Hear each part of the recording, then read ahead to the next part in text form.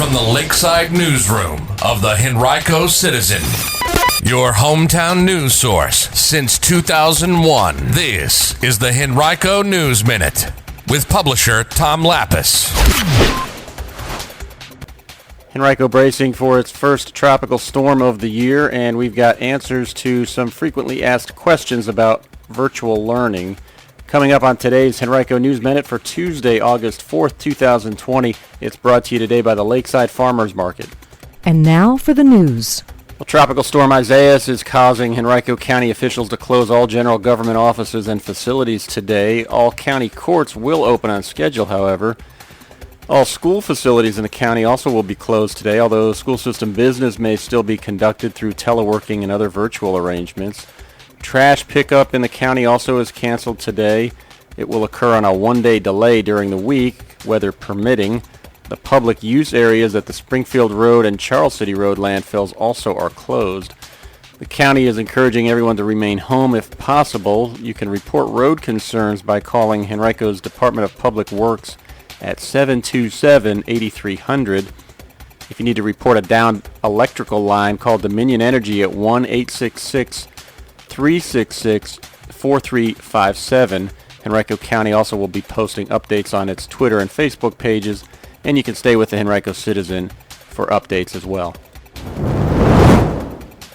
Good news from Henrico County's jails. Henrico Sheriff Elisa Gregory said yesterday that all of the inmates who previously tested positive for COVID-19 last month are now considered recovered from the virus. There were a total of 198 inmates who tested positive last month, including 168 who were still being monitored at that time. Gregory was speaking at Varina District Supervisor Tyrone Nelson's community meeting in Sandston. She did say that 12 new inmates were found to be positive for COVID-19 during their intake process. That's 7 men and 5 women. But all 12 have been quarantined away from other new inmates and also away from the main jail population, and they'll remain that way until they too are considered negative. Most of the inmates who tested positive last month were considered asymptomatic, according to Gregory. She attributed the jail's success in limiting the spread to its diversion plan, through which more than 900 inmates with drug dependency or mental health issues have been directed to rehabilitation programs rather than serving the full time in jail that they otherwise would have. That program has led to the jail's lowest number of inmates, currently 1,134, in 15 years, according to Gregory. It's also provided the necessary space to quarantine groups of new inmates and groups of COVID-infected inmates.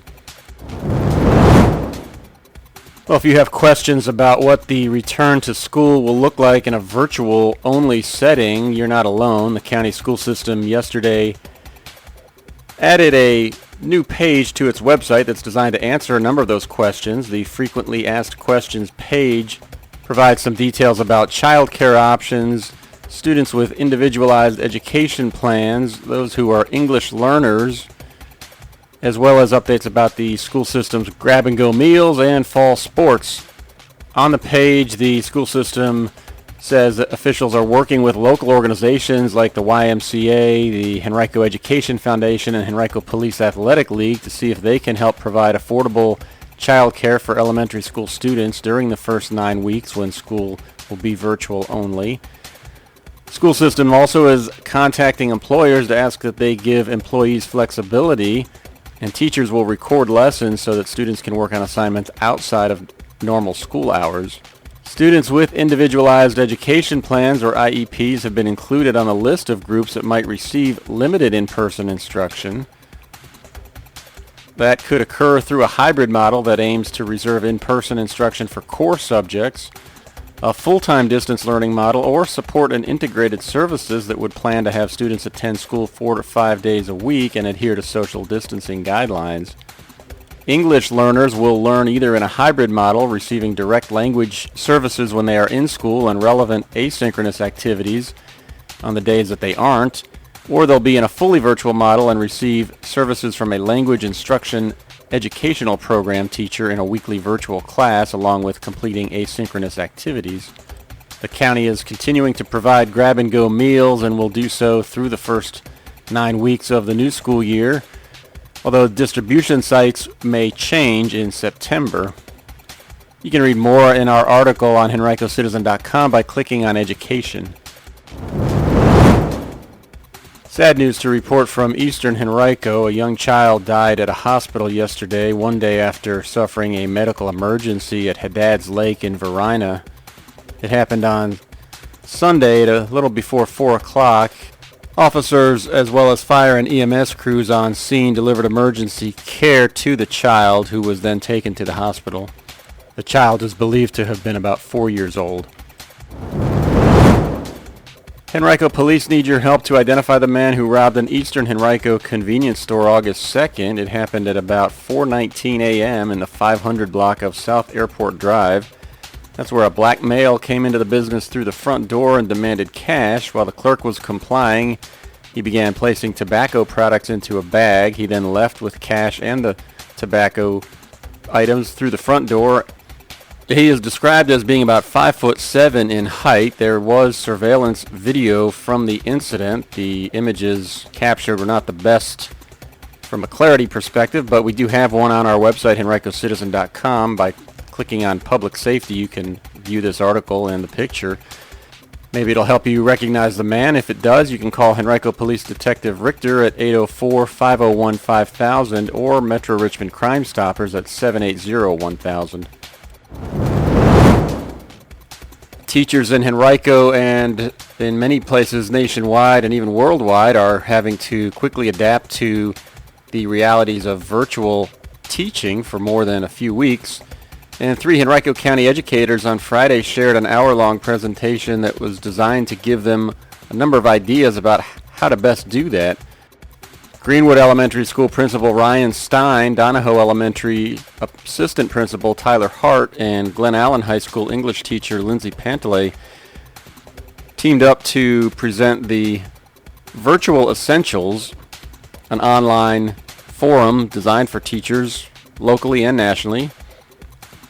In their video, the 3 explained a number of what they consider to be those virtual essentials for teachers, including setting the hook, effectively managing a digital classroom, kicking or going all in on virtual, telling their stories, relentlessly engaging with their communities, and also demonstrating love. The presentation was not designed to tell teachers exactly how to use every resource available to them, according to Hart, but rather to inform them about a number of those options. Stein suggested that teachers set the hook for class within 5 seconds and think about what students will see, hear, and feel as they are joining it. He encouraged teachers to play a song or have students do a quick drawing activity or read a quote, potentially one from a person not in the curriculum, at the start of class. The bottom line, he said, is to be unpredictable and to show that you care. You can read our full article on this event and watch the video if you'd like at HenricoCitizen.com by clicking on Education. Well, today was supposed to be the 37th Annual National Night Out, an evening of community building that promotes police community partnerships and neighborhood camaraderie to make neighborhoods safer. But COVID-19 forced that to be delayed until Tuesday, October 6th. Turned out to be a pretty good move given the weather today. The event will be celebrated in more than 16,000 communities in all 50 states, as well as Canada and some military bases worldwide. If you'd like more information about what Henrico is planning in October, you can visit henrico.us/police/crime-prevention/National Night Out. Henrico County officials yesterday appointed Tom Tokars as the county's new attorney effective August 15th. Tokars joined the county attorney's office in 1980 as an assistant county attorney and has been the deputy county attorney since 2011. He was named acting county attorney in June following the retirement of Joe Rapisarda, who had held the position since 1982. Tuckahoe District Supervisor Pat O'Bannon has been reappointed to a number of committees and boards on the National Association of Counties. O'Bannon will serve as a vice chair of the International Economic Development Task Force and as a member of the Healthy Counties Initiative Advisory Board, the Information Technology Standing Committee, the Large Urban County Caucus Steering Committee, and the Resilient Counties Advisory Board. Today's Henrico News Minute has been brought to you by the Lakeside Farmers Market, open Wednesdays from 9 a.m. to 2 and Saturdays from 9 a.m. to noon at 6110 Lakeside Avenue under a covered pavilion, so you don't have to worry about getting wet on a day like today. Check them out at facebook.com/Lakeside Market RVA.